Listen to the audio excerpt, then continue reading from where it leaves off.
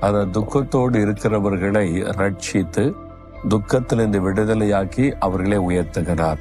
இன்னைக்கு ஏதோ ஒரு துக்கம் உடைய மனசுல இருக்குது, உள்ளத்துல ஒரு பாதிப்பு.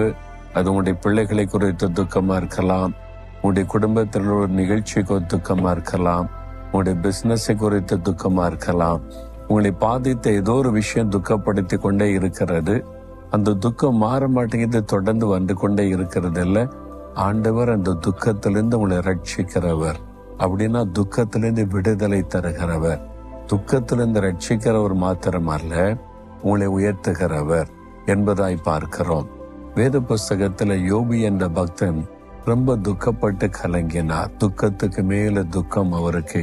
இழப்பினால் உண்டான துக்கம், வியாதியினால் உண்டான துக்கம், நிந்தையினால் உண்டான துக்கம், பரிகாசத்தினால் உண்டான துக்கம், இப்படி நிறைய அவருடைய வாழ்க்கையில துக்கத்திற்கு மேல் துக்கம்.